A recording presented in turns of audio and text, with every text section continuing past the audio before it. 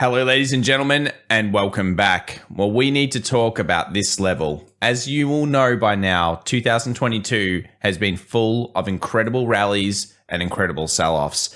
We now reach the trend line that stopped every single one of the bull market rallies in its tracks, and this comes off the jobs number that we've just seen out of the US. Today we discuss Wall Street's money flow.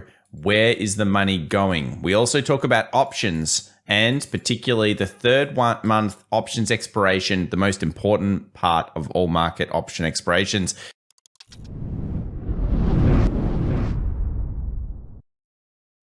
Well, welcome back everybody to the Daily Show. We'll go through the news headlines to start with, the macro data, the lead indicators that you should be watching on the charts, and of course the key levels to watch out for the week ahead.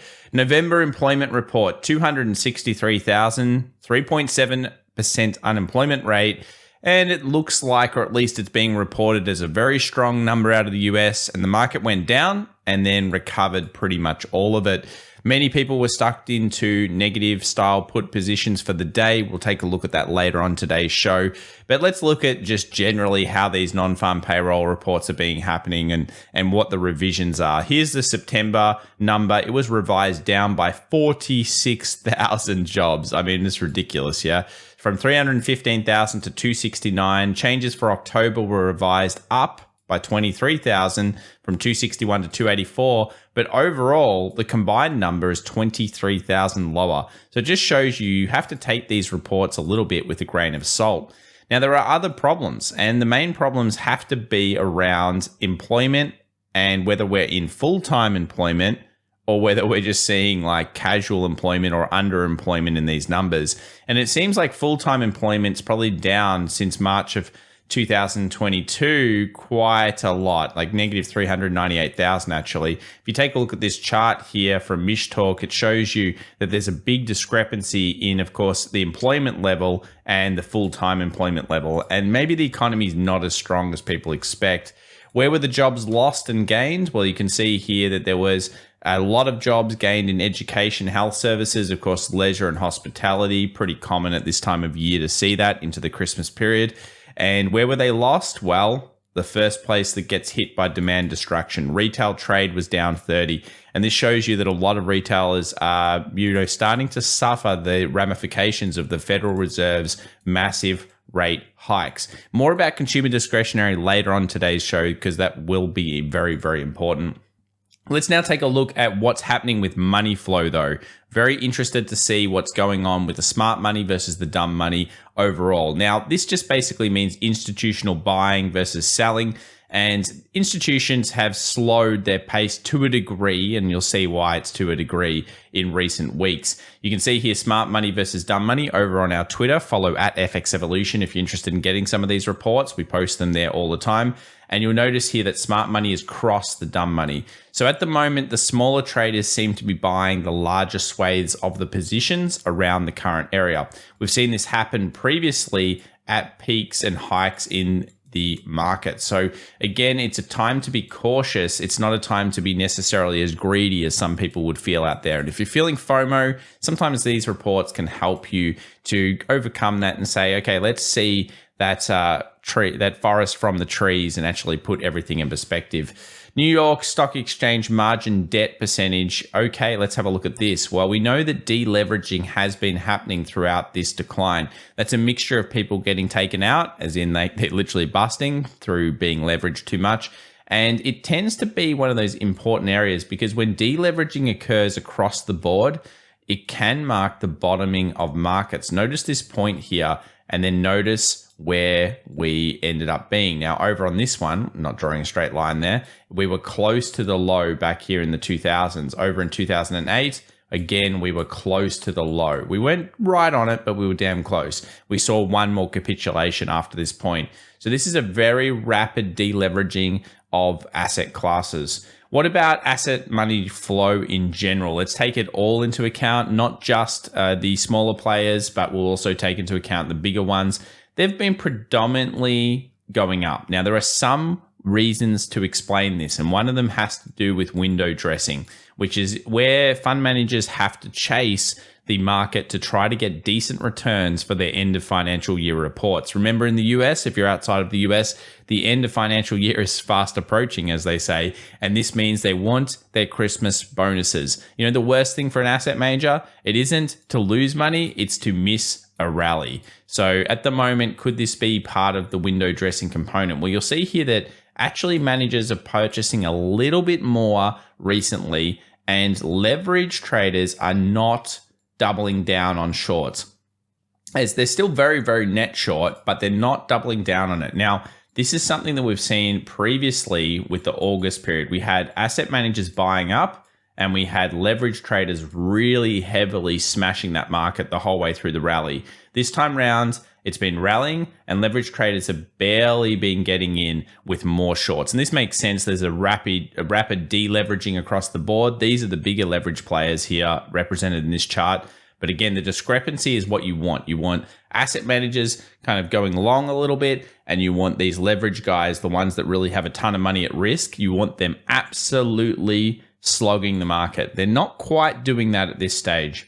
In terms of seasonality, we're going into one of the better times of the year historically, at least for some sectors in the market. And one of them has to be the Russell 2000, the small caps. Now, if you've looked at the Russell 2000, the Russell 2000 hasn't really been stellar recently. A lot of the stocks in this, especially the consumer discretionary side stocks, are still heavily beaten down. And that's because the economy is still sick. And we know that demand destruction is underway. The market's not dumb. It's definitely done its work in terms of, you know, getting those valuations down. Are they going to potentially go lower? Well, that depends on whether the market turns at this point. But if we start to get recovery, you're going to have to say, okay, where are the best sectors moving forward? Well, technically December of midterm years through to the July of the pre-election year, that's next year in 2023, if we were to always take certain sectors, you would notice here that discretionary, small caps, and technology actually come out on top. Interesting, because these are the worst performing right now. So from this point on, if the market is in a rally, historically, these have been the best sectors to go in. Now, of course, it's a different time. Yes, we've got inflation. Yes, we've got demand destruction, and the Fed's trying to have a go at it. But these are just important and interesting stats to show you that at the moment, everyone only cares about a few of the ones down here. What about if they start to care about these? Is there an opportunity there? Potentially, if we actually start to see real recovery in these markets. Let's move over to Seasonax and have a look here at what's going on with the seasonality of December. We tend to have a bit of a rally in the start, a drop through the mid, and by about the 15th or 16th of December, remember that number 16, because we'll come back a little bit later for options expiration, we tend to see the final kind of dressing of the markets, pushing it up through that back end of the year historically, making sure that, of course, Wall Street players get their sweet bonuses in times for Christmas. That seems to be the way that it usually has worked. Let's have a look at the dollar, because as we know, the US dollar has been the strongest trade of 2023 in some ways. The US dollar has started to fail. And as of the jobs number, it's really weakened pretty heavily. We're basically right on the lows. In fact, we made a new low. And when we see dollar index decline by over 4.5% in 1 month, it brings us into kangaroo dollar. And we reported on this a little while ago when we saw that initial drop that the dollar was going to struggle, and, you know, it was more a small, medium term kind of grabs each way. It seems like that is now statistically incredibly likely. 33% 1 week later, 44. There's barely even a coin flip after 12 months, whether we're up or down. So what that's telling us is that we need to be cautious with longer term plays based on the US dollar and thinking that the strength is going to continue. It became a very crowded trade. Everyone was talking about it. And that's why we find ourselves in a sideways style market. What about the money flow in terms of the sector rotation going on right now, the last 5 days? Well, it's been gold, it's been metals, communications, one of the most hated sectors, coming better here. We've also seen a few defensives, and overall, it's actually a bit of stagflation stuff that's doing best. Gold in particular was something we reported on 3 weeks ago as being one of our strongest seasonal rotations here, and it's continued to be so. It's a very strong point for gold. And that's because it was so hated for so long. It started to find base. We saw the money flow going in. We followed it. And at this stage, gold players would be pretty happy with themselves. Let's move over to the last 3 months. You can see gold really showing its way, 29.92%. Who said that not picking certain sectors can't make money? Yeah, that's doing better than the market. But for a long time, of course, it wasn't. So it's all about timing is everything in these markets. Then you've got metals coming through. You've got energy coming through. What an interesting materials. What an interesting combo here. So basically, we have stagflation style sectors doing best. Now, for anyone that's not aware, what stagflation is it's where we get an interest rate that's holding and they have to hold it for potentially longer periods of time to stop inflation. Now, if we believe the jobs number was really strong, which I guess we think it's shaky at best, and it's not that strong, it's just okay, then we have to believe that potentially it's going to take more time with the higher interest rate for us to stop inflation. Remember, inflation needs to go back down to that 2 to 3% band and then stay there for a while for the Federal Reserve to be able to do the cuts that they want to and they expect. Check out our Twitter or the previous video if you're interested in finding out more about that. So once it sits down here, how long do they have to sit that rate for a long period of time? That creates stagflation. And the market has been rotating into this move now for a bit over a month. You can see since October and November, it's been really saying, well, you know what? I think the best performance is in stagflation.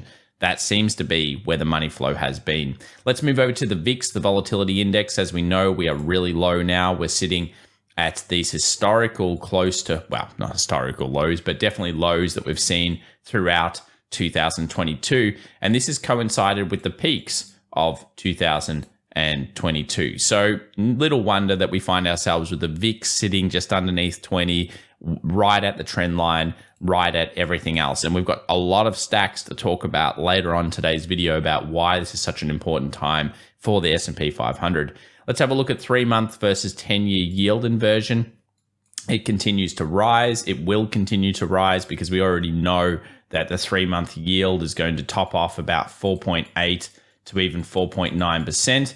This is where the expectation is. Now, when we have a look at the day in terms of what traded, we saw that the 2-year yield, after we had that relatively speaking strong jobs number, we had an actual increase in the 2-year yield almost immediately. But notice what happened on the longer terms. Let's have a look here. Let's look at the 10-year. The 10-year just dropped to a new low.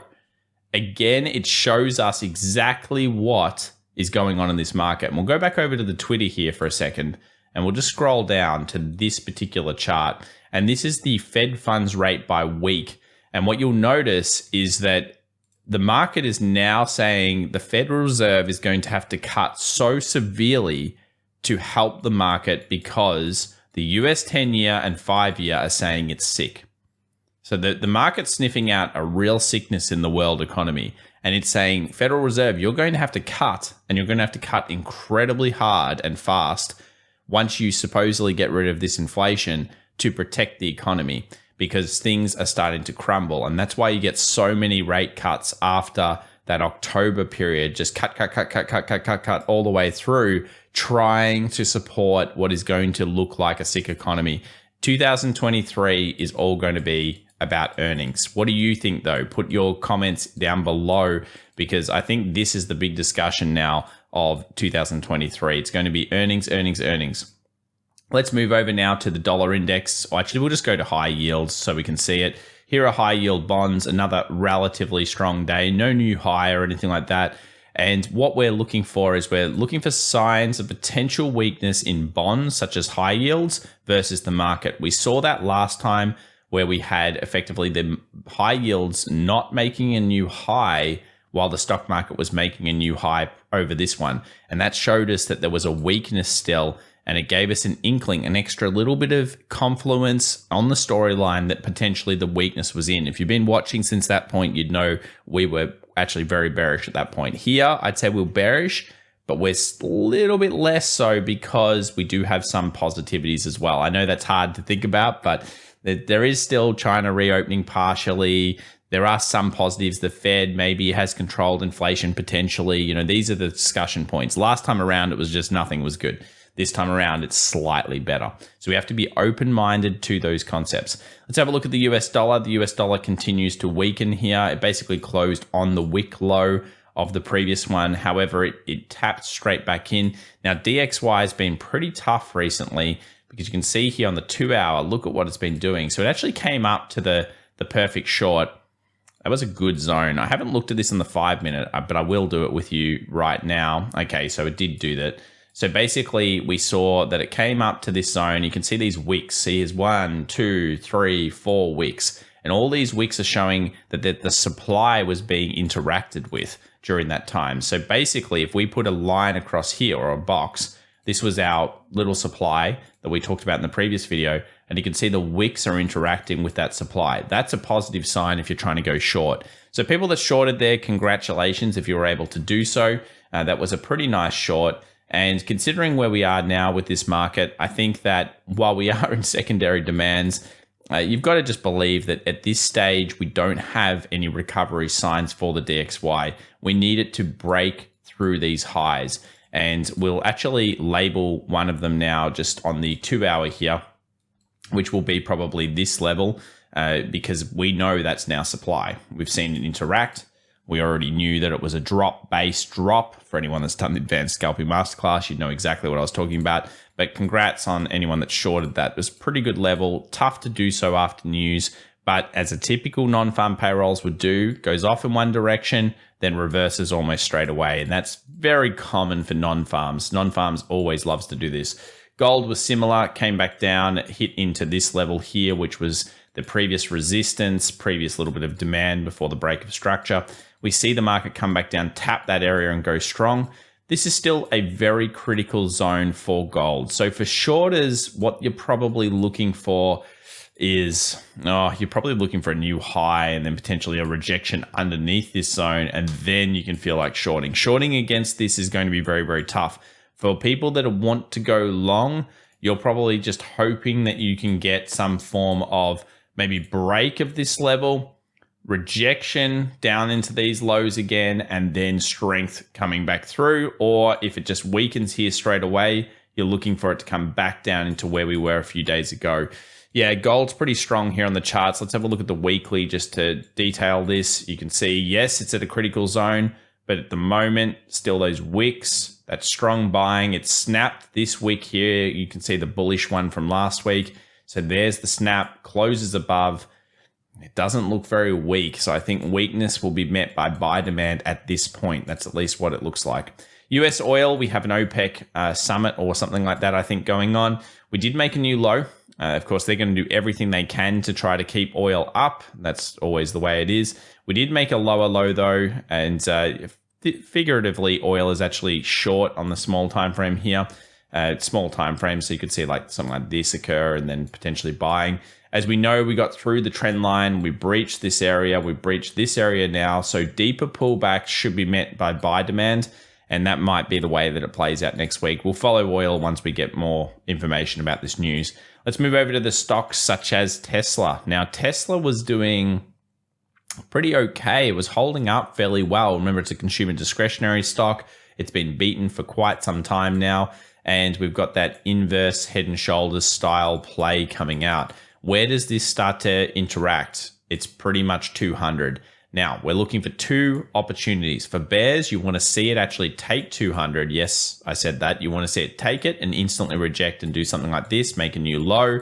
Once that happens, you can feel pretty comfortable. That was a trap. For bulls, you want to think of this as like a flag, and then it takes it, closes above, no rejection, and then continues to rally, ideally to do some gap closes that sit in these levels over here.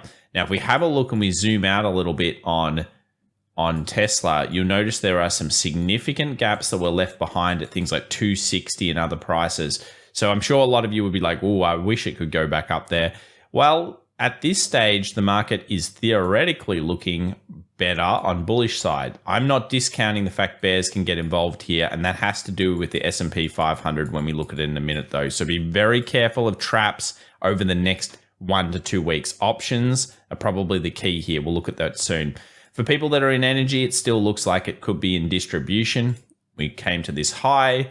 We're showing signs of potential Wyckoff. Remember, Wyckoff is all about, extracting maximum value as a market dumps a position to probably us, which is the retail trader. Could this be a maximum pain level, with this being the buying climax, this being an AR, this being effectively a UT, and then we've come back down, trapping shorts in, and all sorts of things, all sorts of shenanigans. Well, do remember we have this gap up, gap down, fill, and a little bit of short. It actually looks, relatively speaking, weak at this point. Series of lower peaks coming through, 1, 2, 3.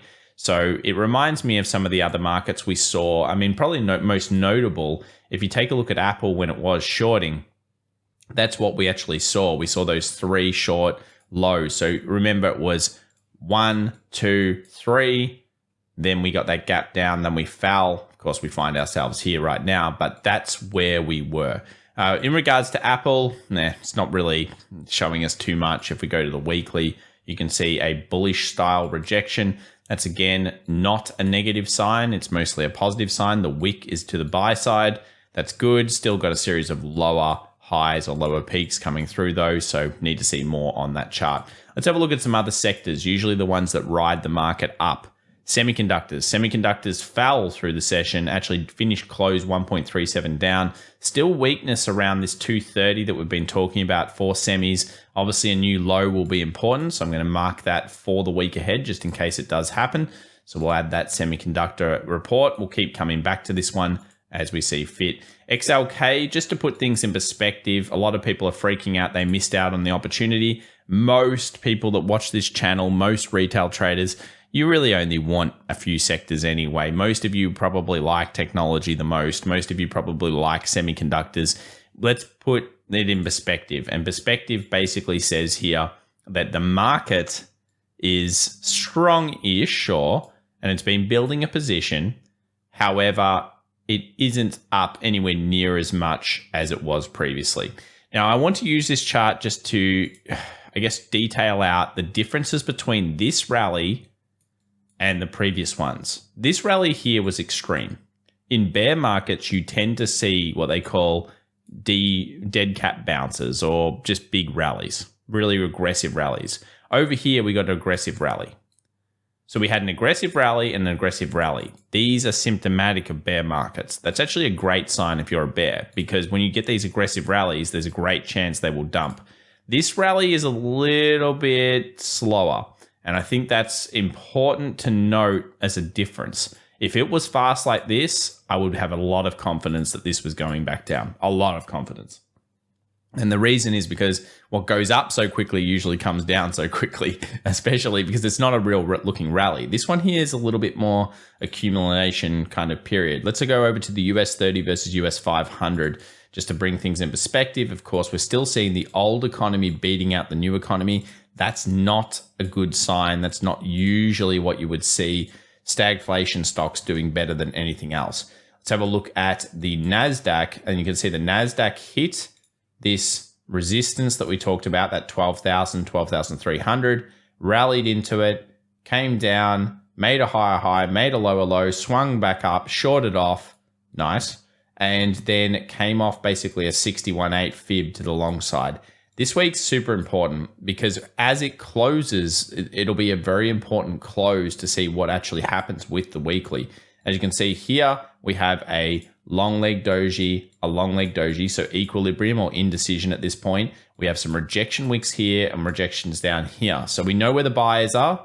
The demand comes in around that 11.5. It actually tapped the low, which is actually a pretty positive sign for the markets, because usually markets will tap the lows, take them out, and then push and squeeze. And we also tap the high as well. So which side are we on in the trap? It's tough to really see it from that one. Let's go over to the S&P 500 here. Again, we'll just look. Unfilled gap still at 41.10 from that previous close. We also have an unfilled gap from the CPI number where we just went boom out of the gates. So you would think that if Wall Street really want to build a position, get the best price possible for them, if I was them, I would push higher, which will make sense. Take this trend line out a little bit This is why options might be the best play for some people out there. Obviously, make your own decisions. And then we would push back down to 3740-ish, 3800, which will make sense with options in a second. And then we possibly would see the rally. Or, of course, if it was really dire, Credit Suisse was going down, maybe some of those other problems, then we would see it continue to fall. Let's move over to US 500. Here's an interesting one. So what have we got above? Well, we've got previous monthly and daily levels above closes. We have unfilled gaps above, interesting. And we also have, of course, larger fibs sitting there. And yeah, I mean, we do have one of the most traded levels as well of this year. So if we're going through and we're putting a fixed range volume profile on, I know it looks a bit messy, but this is what I like to have on, or some of these things I like to have on the chart. If we go to not the most recent one, you'll notice that the point of control, that is the most traded level, sits right on here. So this 4110, 4150 zone, which is previous week supply and all these other things, is a super interesting level. Do remember that back when we were really going hard on this short over here, we saw the market take that high and it scared probably a lot of people into buying. Were you one of them? Possibly. You might have been, unfortunately. But look, that was where we saw that huge thing. So we have to be cautious here moving ahead into buys around this zone. Instead of just, going wild, you've got to think, okay, what evidence do we have on the charts? Well, the best thing you could see was this 4,000, which was the box we had here. It went down and it rallied pretty heavily off that. That's a wick. I mean, that shows you there's buyers behind it. You can't ignore that. So again, are bears in control yet? Not necessarily. I mean, maybe they take these out, they're in full control. But at this stage, it looks like it kind of wants to go up here. What do you think in the comments? Let me know. It kind of looks like it wants to. I think too many people have probably started spotting this. That is a bit of an issue as well. You never really want everyone to see something. You want people to kind of see it, discount it, those types of things. If we get through, people will lose their minds. I'm sure of that. If we push like a 42, people will really lose their minds. So it's still time to be cautious, look for both signals. And if you were buying 4,000, I wouldn't have blamed you at all on the Friday close. We saw the DXY doing that base drop. We also saw some very interesting moves here where the market came down and rallied off that level. And there are a few reasons why it may have done so. So we find ourselves at the resistance. We could easily crush based on that week, that big wick that we had through that daily. If we take the lows, if we get some more evidence, we can potentially be more bearish. And that's why you've got to be careful and use your options. Let's have a look at the option strikes though. Well, this is why it rallied. Look at this. A whole bunch of retail traders probably out there bought 400 puts on Friday. And they were betting on, no doubt, further weakness in the market after the jobs number, and everyone came out saying the economy was so strong. The market then rallied, closed at a 406, and collected quite a lot of money. Max Pain was 400. They got very close. I'm sure that means smiley face, Mr. Market. 1.38 million units expired. Let's push out to the 16th, though, the date that I wanted to check together with you right now. The Max Pain sits at 390. So it's moved up a little bit here. 420 still remain very big call levels. Remember, we said 420 before. Interesting zone. We also have 440s. Okay, they're very bullish into December. And then we have these 400 sitting here. But the big levels have to be 420 and 380. These zones, these are the serious ones. So we have a 375 potential gap fill, and we have a 420 high. And of course, we know 410 is a gap fill as well. So we kind of could easily do this where we go up to like somewhere around here, show the signs of dropping from the market, push back down, allow Wall Street to get back in and finish somewhere in here. That would be the perfect scenario for Wall Street. It would make them the most amount of money from the options expiration and everything else. Will it happen? We'll find out, I guess, relatively soon. For Bitcoin traders, they'd be happier to see these recoveries. We took those highs out. That's probably a good thing. We moved high, low, higher high. There's no lower low, so there's no real bearishness just yet. But we do have a low and a high here and a lower low and a higher high. So you could say on the intraday, potentially there's some buyers coming through for these markets, somewhere sitting around 16,900-ish. Will the buyers commit? If they have, at the moment, Bitcoin has kind of been precursoring the stock market. And you can make a case for that by loading the SP 500 and noticing that when we do this and we put it on something like a daily or any of those other ones, that the S&P, the Bitcoin's actually been going slightly faster than the market itself. So the market's been going after, Bitcoin's been rallying before. I don't really like this correlation too much, but I thought I'd point it out. A few of you have been messaging me about it. Week ahead, what have we got? We've got Monday ISM Services PMI for the US, 10 a.m. New York time, December the 5th. Then we scroll through. We've got a couple of other central banks doing their stuff.